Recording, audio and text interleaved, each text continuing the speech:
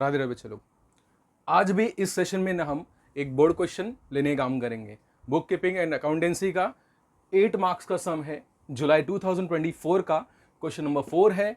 और कौन से टॉपिक में से वो सम आया था? आपका एनालिसिस ऑफ फाइनेंशियल स्टेटमेंट। ये टॉपिक का एक सम है बेसिकली, जो आपका 8 मार्क कैरी करता है।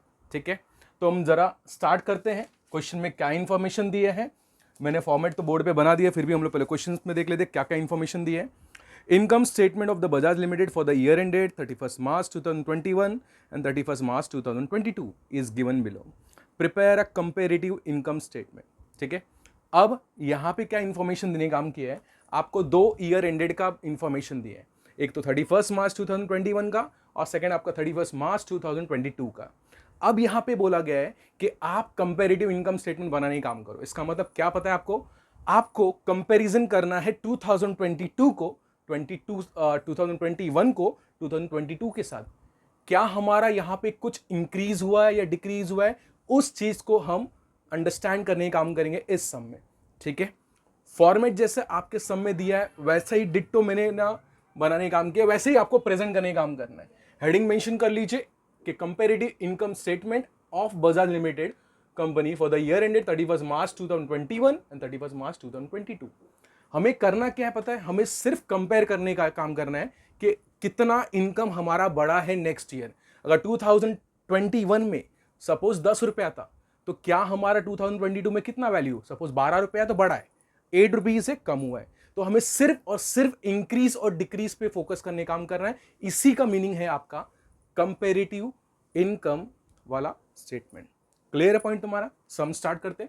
ठीक है, सेल्स का जरा देख लेते हैं, क्या इसका इनकम बढ़ा है क्या? फिलहाल बेसिकली सेल्स बढ़ा आपका 7 लाख रुपीज 21 में था, 9 लाख रुपीज आपका 22 में था।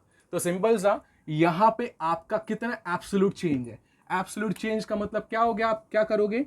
करंट ईयर के फिगर को प्रीवियस ईयर के फिगर से माइनस करने का काम करो। ठीक है, जैसे 7 लाख से कितना बढ़ गया आपका 9 लाख तक आया, कितना डिफरेंस अमाउंट है आपका? 2 लाख, और 2 लाख आपका पॉजिटिव क्योंकि आपका इंक्रीज हुआ है। ठीक है, अब 4 लाख से 5,50,000 हो गया इसके अंदर।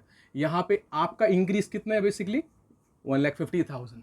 ठीक है, 3 लाख से कितना बढ़ गया आपका? 3,50,000 पहुंचा। कितना डिफरेंस अमाउंट है आपका? 50,000। ठीक है, 60,000 आपका फर्स्ट ईयर 2021 में था, बट नेक्स्ट ईयर में ड्रॉप हुआ है। ड्रॉप हुआ है तो आपका कितना ड्रॉप हुआ है? 20,000 कम हो गया है। अब यहां पे देखिए 2,40,000 है आपका basically net profit before tax, तो 2,40,000 से इंक्रीज हुआ है 3,10,000। ठीक है, तो यहां पे अगर चेक करने काम करोगे, यहां पे आपका इंक्रीज हो रहा है। कितना इंक्रीज हो रहा है? 70,000। ठीक है, अब आगे बढ़ने काम करते हैं इसके अंदर। हाँ, अब इनकम टैक्स का परसेंटेज आपका जो 50% दिया है, 1,20,000 था आपका फर्स्ट ईयर में टैक्स का अमाउंट, अब यहाँ पे 1,55,000 हो गया। इसमें भी आपका इंक्रीज हुआ है। कितना इंक्रीज होने का काम किया आपका? 35,000 इंक्रीज होने का काम किया इसके अंदर। Is it clear? और यहाँ पे फाइनल यहाँ पे देख लीजिए 1,20,000 में से 1,20,000 फर्स्ट ईयर था, नेक्स्ट ईयर 1,55,000 हो गया प्रॉफिट आफ्टर टैक्स। इसका मतलब आपके बाद एक्चुअल कितना इनकम में बढ़ोतरी होने का काम किया वो जरा देख लेते हैं, इंक्रीज कितना होने का काम किया। तो यहाँ पे आप देखेंगे 35,000 हो गया। तो सबसे पहला काम करना है आपको, थर्ड कॉलम प्रिपेयर करके आपको एब्सोल्यूट चेंज बताने का काम करना है कि कितना आपका इंक्रीज हो रहा है, कितना आपका डिक्रीज हो रहा है। इंक्रीज को पॉजिटिव में रखने का काम कीजिए और डिक्रीज को आप बेसिकली ब्रैकेट में मेंशन कीजिए एज अ नेगेटिव पार्ट। आप क्या करने का काम करना है यहाँ पे पता है क्या? अब देखने का काम करना कितना परसेंटेज चेंज हुआ है।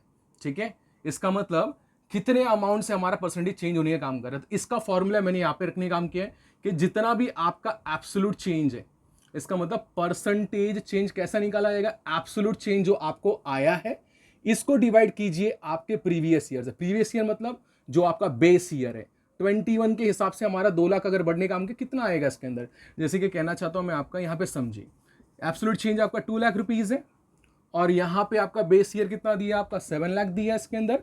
तो बेसिकली इसको 100 से मल्टीप्लाई कीजिए और यहाँ पे कुछ इसका वैल्यूज आने का काम करेगा। ठीक है, 200 को जैसे इससे डिवाइड करने का काम करेंगे तो बेसिकली आपका यहाँ पे वैल्यू आने का काम करेगा और वो अमाउंट आएगा आपका कितना पता है कि आपको? 28.57%। ठीक है, तो ये आपका इंक्रीज वाला पार्ट आ गया है। ठीक है, इसी सेम फॉर्म में आप हर नंबर्स को करने का काम करेंगे, आपका हर प्लेस का आपका जो वैल्यूज है मिलते जाएगा। 1,50,000 डिवाइड बाय 4 लाख इंटू 100, तो आपको यहाँ पे परसेंटेज जो देने का काम करेगा ये भी आपका इंक्रीज आएगा। जरा देख लेते कितना इसका वैल्यू आने का काम करेगा। इसका वैल्यू आएगा आपका 37.50%।